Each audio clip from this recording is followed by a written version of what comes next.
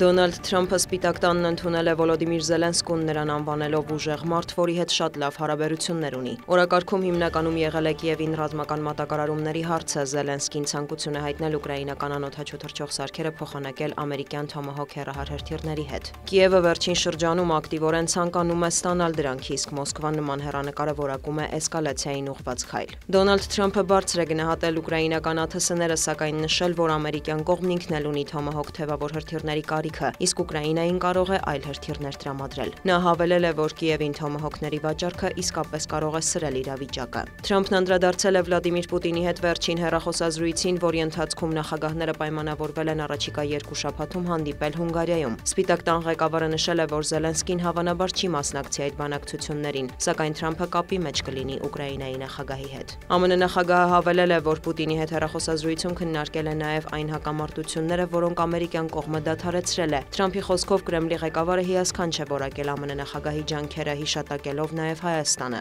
Շարունակելով ռուս-ուկրաինական հակամարտության թեման, Թրամփը համոզմունք է հայտնել, որ թե Պուտինը, թե Զելենսկին ցանկանում են դադարեցնել պատերազմը։ Ժամանակն է դա անել, պնդել է նա։ Լրագրողների հետ զրուցել է նաև Վոլոդիմիր Զելենսկին հարցին, ինչ զիջումների է պատրաստ գնալ Կիևը եւ արդյոք կհրաժարվի ՆԱՏՕ-ին անդամակցության հեռանկարից, Ուկրաինայի նախագահը պատասխանել է. այժմ ամենակարևորը հրադադարի հասնելն է։ Մենք խաղաղություն ենք ուզում, իսկ Պուտինը ոչ, մենք պատրաստ ենք ցանկացած ձևաչափով բանակցությունների, շեշտել է Զելենսկին։ Եվրատլանտյան ինտեգրման մասին Ուկրաինայի նախագահն ընդգծել է, Կիևի համար շատ ավելի կարևոր են անվտանգության հուսալի երաշխիքները։ Զելենսկին հավելել է, որ այժմ ամենադժվարը տարածքների հարցն է։ Ուկրաինայի եւ Միացյալ Նահանգների նախագահները համակարծիք են եղել, որ ռուսական եւ ուկրաինական ուժերը պետք է կանգ առնեն ներկայիս շփման գծով։ Հաղորդվում է, որ Թրամփի հետ հանդիպումից հետո Վոլոդիմիր Զելենսկին զանգահարել է եվրոպացի գործընկերներին։ Զապորոժիայի ԱԷԿ-ում մեկնարկել է վնասված էլեկտրահաղորդման գծերի վերանորոգումը, հայտնել է Ատոմային էներգիայի միջազգային գործակալության գլխավոր տնօրենը։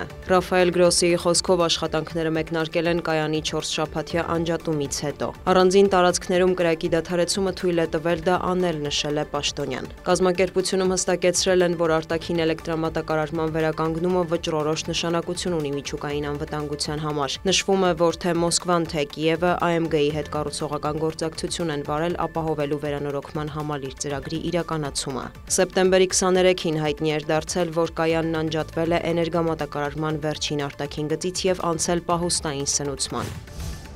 Համասը Կարմիր խաչին է փոխանցել եւս մեկ մահացած իսրայելցի պատանդի աճյունը, այն արդեն տեղափոխվել է Իսրայել նույնականացման։ Հոկտեմբերի 13-ից Գազայում հրադադար հայտարարվելուց ի վեր պաղեստինյան շարժումը դեռ վերադարձրել է զոհված 28 պատանդից 9-ի մարմինները։ Համասը մեկնաբանել է մեղադրանքները, որ շարժումը դեռևս Իսրայելին չի փոխանցել հոկտեմբերի 7-ին գերեվարված պատանդների բոլոր աճյունները։ Ըստ շարժման գործընթացը ձգձգվում է, քանի որ բարդ է կարճ ժամանակահատվածում գտնել բոլոր մնացորդները։ Մարմինների մի մասը թաղված է Իսրայելի ռմբակոծությունների հետևանքով ավերված թունելների եւ շենքերի փլատակներում։ Նրանց փոխանցումն ուշանում է, քանի որ Իսրայելը թույլ չի տալիս Գազա փրկարարական սարքավորումներ տեղափոխել, ասված է շարժման հայտարարության մեջ։ Ավելի վաղ ԱՄՆ նախագահը նախազգուշացրել էր, եթե Համասը չվերադարձնի գերիների մարմինները եւ խախտի Գազայում հրադադարի համաձայնությունը, ինքը թույլ կտա Իսրայելի վարչապետին վերսկսել ռազմական գործողությունները։ Միևնույն ժամանակ Համասն Իսրայելին մեղադրել է հրադադարի ռեժիմը խախտելու համար։ Հայտնի է զոհերի մասին։ Ցահալը պնդում է, որ զինվորականները նախազգուշացումից հետո կրակ են բացել համաձայնեցված դեղին գիծը հատած մեքենայի ուղղությամբ։ Պակիստանը եւ Աֆղանստանը սահմանային բախումներից հետո պայմանավորվել են երկարաձգել հոկտեմբերի 15-ին ձեռք բերված 48-ժամյա հրադադարը։ Reuters-ը վկայակոչելով իր աղբյուրները հայտնել է, որ կողմերը որոշել են բանակցություններ անցկացնել։ Պակիստանի եւ Աֆղանստանի պատվիրակությունները կհանդիպեն Դոհայում։ Պակիստանի եւ Աֆղանստանի միջև լարվածությունը սրվել է անցած շաբաթ։ Տեղեկություններ էին տարածվել, որ բացի սահմանային մարտերից, Պակիստանը ռազմական ինքնաթիռներով ավիահարվածներ է հասցրել Աֆղանստանի մայրաքաղաք Քաբուլին։ Հաղորդվում է երկու կողմից զոհերի մասին, այդ թվում խաղաղ բնակչության շրջանում։ Ավելի վաղ Պակիստանը մեղադրել էր թալիբներին Իսլամաբադի համար անցանկալի զինված խմբավորումներին Աֆղանստանում տեղ տալու համար։ Թալիբներն էլ հորդորել են Պակիստանին խաղեր չխաղալ Աֆղանստանի հետ, ընդգծելով ցանկանում են լավ հարաբերություններ ունենալ Իսլամաբադի հետ, բայց այդ ցանկությունը չի կարող միակողմանի լինել։ Դիանա Գասպարյան, լուրեր։